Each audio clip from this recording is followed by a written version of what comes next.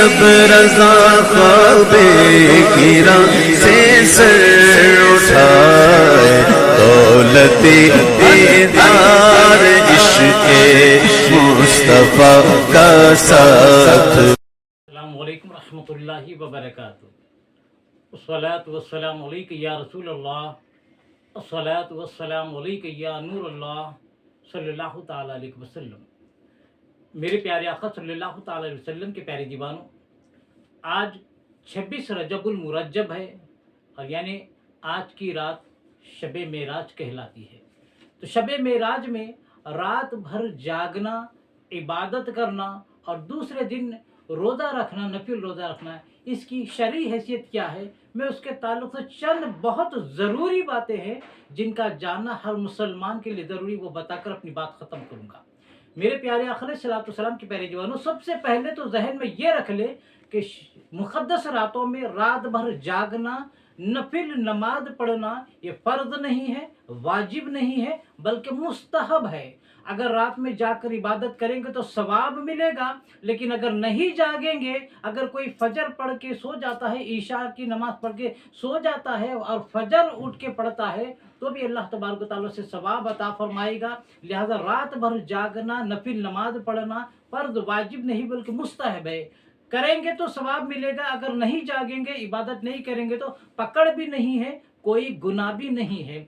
मेरे प्यारे आका अलैहिस्सलातु वस्सलाम के प्यारे दीवानों, तो ये सारी उम्मत मुस्लिमा में, सारी दुनिया में रिवाज पड़ गया है मुक़द्दस रातों में रात में जागना, इबादत करना, क्योंकि जिस चीज़ को मुसलमान अच्छा समझे वो अल्लाह के नज़दीक भी अच्छी है, ये आप हदीस जानते हैं। तो सारी उम्मत मुसलमान मुक़द्दस रातों में जागने को अच्छा चीज़ समझती है, इबादत करने को, तो ये अच्छी चीज़ है। और सरकार ने फरमाया मेरी उम्मत कभी गुमराही पर जमा नहीं हो सकती। तो पूरी उम्मत चूँकि मुक़द्दस रातों में जाग कर इबादत करने पर ये इत्तेफाक कर चुकी है, लिहाजा ये गुमराही नहीं, हिदायत का रास्ता है। मेरे प्यारे आका अलैहिस्सलातु वस्सलाम के प्यारे दीवानों, तो रात तमाम जागना है तो जाग कर करना क्या है, लोग नमाजें पढ़ते हैं, कुरान पढ़ते हैं और ज़िक्र अंबिया करते हैं। चूँकि अल्लाह के रसूल ने फरमाया ज़िक्र अंबिया इबादत है, तो जिस नबी का भी जिक्र करो इबादत है। तो शबे मेराज में मुसलमान जलसों में नातख़्वानी के ज़रिए से अल्लाह के रसूल के मेराज का तज़किरा करके बहुत बड़ी इबादत करता है।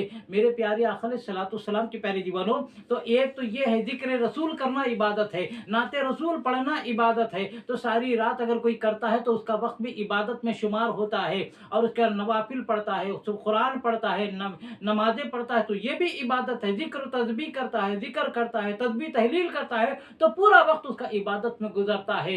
लिहाजा रात में जागना है तो जाग के ये इबादत करे। ऐसे नहीं, जागने का मतलब ये नहीं कि होटलिंग करे, व्हाट्सएप पे चैटिंग करे, बेकार गुफ्तगू करे, रोडों पर गाड़ियां भगाए, ये जागने का मकसद नहीं। ऐसा जागने से बेहतर तो सो जाना है। लिहाजा मेरे प्यारे आका अलैहिस्सलातु वस्सलाम के प्यारे दीवानों, रोज का जागना नसीब के लिए है, तो आज मुक़द्दस रात का जागना अल्लाह के हबीब के लिए है। मेरे प्यारे आका अलैहिस्सलातु वस्सलाम के प्यारे दीवानों, तो अब जाग कर उम्मन मुसलमान एक काम करता है, कोई 100 रकात नमाज पढ़ता है, कोई 50 रकात पढ़ता है, कोई 10 रकात, 20 रकात नवाफिल पढ़ते हैं। नवाफिल का पढ़ने का सवाब अपनी जगह है, लेकिन मैं पते की बात बता रहा हूँ कि जिनके ज़िम्मे ख़ज़ा नमाजें फ़र्ज बाकी हैं, अगर वो फ़र्ज नमाजें जो ख़ज़ा बाकी रख कर नवाफिल पढ़ेंगे तो उलमा इरशाद फरमाते हैं नफिल नमाजों का सवाब नहीं मिलेगा।